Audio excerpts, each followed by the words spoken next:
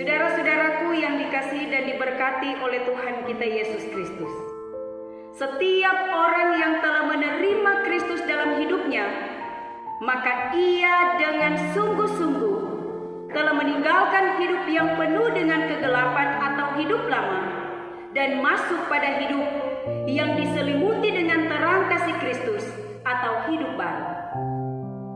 Setiap orang yang hidup baru dalam Kristus terpanggil untuk bersaksi dan menjauhkan diri dari perbuatan dosa yang bertentangan dengan kehendak Tuhan. Orang yang hidup baru diperlengkapi dengan Roh Kudus agar mampu mengerti kehendak Tuhan melalui pendengaran firman Allah dan menyatakan kepercayaannya dalam kehidupan sehari-hari dalam segala waktu dan keadaan. Seperti firman dalam Kolose 3 ayat 17. Dan segala sesuatu yang kamu lakukan dengan perkataan atau perbuatan, lakukanlah semuanya itu dalam nama Tuhan Yesus, sambil mengucap syukur oleh Dia kepada Allah Bapa kita. Surat Paulus kepada jemaat di Kolose, bagaimana jemaat harus memiliki sikap hidup baru, ini juga mau disampaikan kepada kita semua selaku umat Tuhan yang hidup di dunia masa kini. Menjadi manusia baru dan hidup dalam Kristus memang tidaklah mudah. Kita harus bertahan atau survive untuk melewati proses yang mungkin saja tiada henti dan sangat membutuhkan perjuangan. Namun disinilah pengharapan kita bahwa Kristus mengaruniakan kepada kita kemampuan serta kekuatan untuk mengalami perubahan di bawah terang kasih karunia-Nya. Saudaraku, menjadi manusia baru berarti kita harus menarik diri kita dari perbuatan jahat dan cemara. Apa yang lama dari diri kita yang mungkin sulit mengampuni, penuh kemarahan, sikap cari gampang, yang merugikan diri sendiri tapi juga merugikan orang lain harus kita tinggalkan.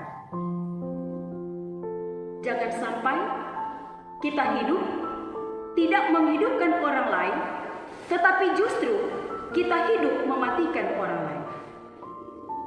Secara iman, kita telah mengenal Yesus Kristus yang pribadi dan pengajarannya dapat membuka babak baru bagi kehidupan manusia. Kasih-Nya mengubah manusia agar kita lebih percaya pada kerendahan hati, pengampunan, dan belas kasihan. Jangan sampai kita memiliki nafsu yang tak terkendalikan, seperti kebencian, ketamakan, dan keserakahan. Karena sesungguhnya kebaruan hidup kita terletak pada akal budi untuk melihat dunia ini seperti Kristus melihatnya dan membaharui semaksimal mungkin. Akal budi, termasuk hati kita, adalah pusat moral yang membimbing kita untuk menjadi manusia baru. Orang yang hidup baru, ia merdeka dalam Tuhan.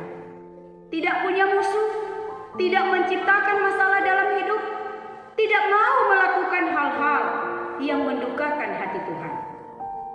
Hidup baru, itulah hidup yang berpusat pada Tuhan Allah di dalam Yesus Kristus. Suatu hidup yang terus-menerus melahirkan rasa syukur dalam batin. Orang yang hidup baru akan memperlihatkan kualitas hidup yang jauh berbeda dari yang dahulu. Hidup lama yang hanya berorientasi pada diri sendiri berubah menjadi hidup baru yang berorientasi pada Allah. Semoga demikian. Tuhan memberkati.